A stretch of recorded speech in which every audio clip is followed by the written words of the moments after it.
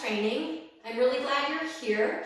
It's a special day. Today's actually my 49th birthday. No better way to celebrate than to share a little Pilates with my friends. Also, not a lot of other things to do being in quarantine, so might as well do Pilates. We're doing the neck pull today. So this is a challenging exercise. It comes right after the prone series, where we focus on lengthening, extending the abdominals, as well as stretching out the hip flexors.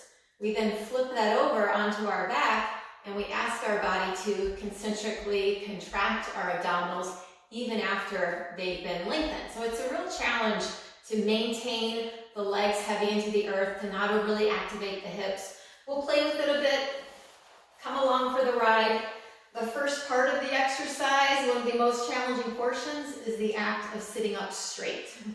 So you take your legs hip-width apart, you reach through your heels, and you see if you can find a straight, long, stable spine.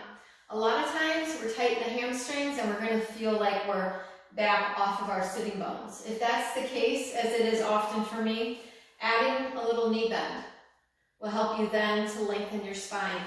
Sit square up on those sitting bones. Move the flesh if you need to so you feel balance between the left and the right side.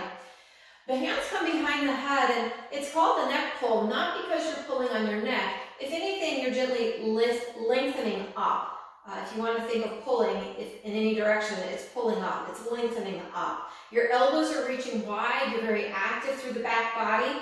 You're gently ramping your head back into your hands to avoid that forward neck position. Inhale tall. As you exhale, draw the belly back and gently round your spine over. Should feel a nice little back stretch. Inhale, roll yourself back up. Let's try that again. Inhale, feel like you're picking your waistband up off your hips. Exhale, draw the belly back as you stretch forward, head reaching towards the toes. Not thinking so much about getting low to the thighs. Feel like you're reaching long. And then again, roll yourself back up. Let's try that one more time. Straight legs if it's available to you. Inhale tall. Feel the lift as if you're a puppet with strings on your elbows, and those elbows are picking up towards the sky as you exhale over. Inhale, return your spine tall. Next part of the exercise is an exhale flat back hinge. So let's exhale flat back hinge. Inhale, return tall. Exhale, flat back hinge. Press the head into your hands. Reach your elbows wide. Exhale, return. One more time. We inhale to lengthen. Exhale, flat back. Reach actively through your heels. Take note that you're not overly protruding the belly. Draw the belly back here. Return up. Let's put those three parts together. Inhale, tall. Exhale, draw the belly back. Stretch over. Inhale, return your spine tall. Exhale, flat back hinge. From there, we begin a posterior tilt, a gentle descent, trying not to use momentum, returning all the way down to the mat. So here's where the tough part starts. We have to lift our body up against gravity. Most modified position would actually have both hands by the thighs and the knees back. So let's look at that for a minute. Inhale here. As you exhale, curl the chin, curl the throat, the collarbones, the chest, chest over ribs, ribs over belly, and then bring the hands back behind your head as you forward. It's a bit of a forward fold, however, I still want you to feel that reaching forward. Inhale, roll your spine up, tall, tall, tall. Exhale, flat back hinge. And again, hands can be by your thighs, lower with control. Better to work through a manageable range of motion with some assistance than to just fall down, right? All right, take one hand behind your head. Single arm modification. Pressing the head back into the hand. Inhale, start to bend over yourself. Rather than feeling like you're lifting up, feel like you're curling up, curling each little vertebra as you stretch over. Inhale, tall spine, lifted. Exhale, flat back hinge. Hand to thigh, curl down with control. Control, control, all the way through. Good, let's repeat that. So little knee bend if you need, hand to the thigh, elbow actively reaching. We inhale, we curl up. We exhale, stretch over. Inhale, tall spine, lengthen, feel lift. flat back hinge, belly ribs in. Exhale, roll it all down. Inhale, picking up. So now I'm trying a more advanced version, keeping both hands behind my head as I flex over. Rolling up nice and tall. Trying to keep those legs straight, active. Don't let them lift. Keep reaching through the side bodies. Keep reaching as you lower all the way down. One more time. Inhale to lift. I have to bring my elbows forward there a bit. Exhale over. Inhale, tall spine.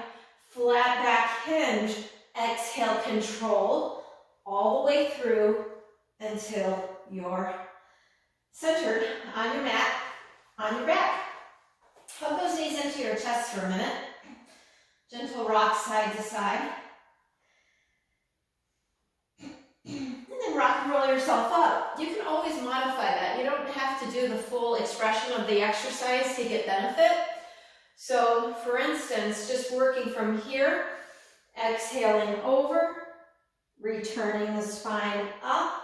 If the flat back hinge doesn't suit you, you could go right into a little posterior tilt, just a little bit of the way back. Draw the belly back and then curl over to stretch forward and round yourself back up.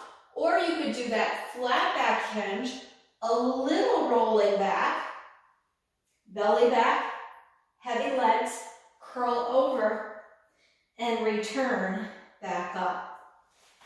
A lot of choices, a lot of options.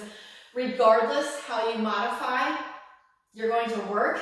You're going to feel some stretch, some strength. The work here creates a lot of energy, which I think is important when we're quarantined. Sometimes we need focused, channeled energy rather than feeling always distracted, not quite sure where to channel that energy within your day. So Pilates, time and time again, will bring me back to a place of attention and concentration and just overall feeling well. And you don't have to do an hour class. You could do little 10-minute increments like some of these tutorials and still find some benefit. So have a great day. Thanks for joining me. Hope you're feeling well. Hi there. So one more little nugget of information for you all regarding the neck pull. The classical mat work, the mat that Joseph Pilates used had a handy-dandy strap that you would link your feet and ankles through. And I didn't cue this much on the mat work, but feeling some of that energy of the outer hips. The strap does a wonderful job of allowing me to resist out and activate some of the lateral glutes. For the neck pull on the tower that I have set up here, I would still actively flex my feet, use my breath, curl over, roll the spine up, and then with this sense of stability, I can hinge further, curl the tailbone, and gently roll down. It's a much nicer way to work the neck pull. Same idea with the way out. My head's pressing into my hands. Inhale, curl. Exhale, stretch. Inhale, lift tall. Exhale, flat back, curl, control. Trying to lengthen my body all the way through. Inhale, bend over the ribs, bend over the belly all the way through. Stack the spine. Those marionette strings, puppet strings, picking me up as I flat back hinge, and exhale all the way through. So that's just a little information as far as the using the tower with the strap. It's a wonderful assistance. Actually makes it more one of my favorite exercises than least favorite. Have a great day.